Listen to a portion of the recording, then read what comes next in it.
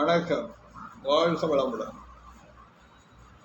கோமாதா சோதிட ஆய்வு நிலையம், இளம்புவனம், எட்டயபுரம், தூத்துக்குடி மாவட்டம். அன்பர்களே, குரு ஒவ்வொரு ராசியில் இருக்கிற பொழுது அவருடைய தன்மை எப்படி வெளிப்படும் என்பதை இப்பொழுது நாம் வரிசையாக சொல்லிக் கொண்டிருக்கிறோம்.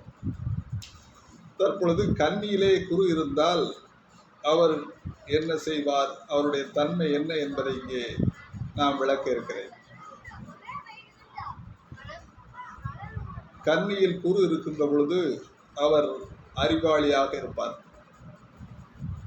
தர்மம், தொழில், முன்னேற்றம், ஆடை, நறுமணப் பொருட்கள், மலர் இவற்றில் நாட்டமும், செயல்களில் வலிமையும், வைராக்கியமும், சாஸ்திர தொழில் மற்றும் சிற்பத் தொழில், செல்வம் சேர்த்தல், அமைதியான குணம், தலைமை, திறமை, ஓவியம் வரைதல், எழுத்து தொழிலில் வல்லமை, செல்வ செழிப்பு ஏற்படக்கூடிய வாய்ப்புகளை கன்னியில் இருக்கின்ற குரு வழங்குவார் என்பதை நாம் இந்த காணொளி மூலமாக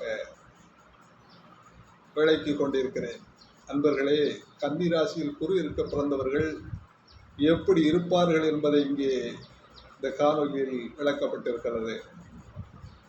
உங்கள் சாதக ரீதியாக நீங்கள் சாதகத்தை எடுத்துக்கொண்டு இந்த கன்னியில் குரு இருப்பவர்கள் எப்படி இருக்கிறீர்கள் என்பதை நீங்கள் தெளிவாக தெரிந்து கொள்ள வேண்டும் என்பதை இந்த காணொலியில் விளக்கியிருக்கிறேன்.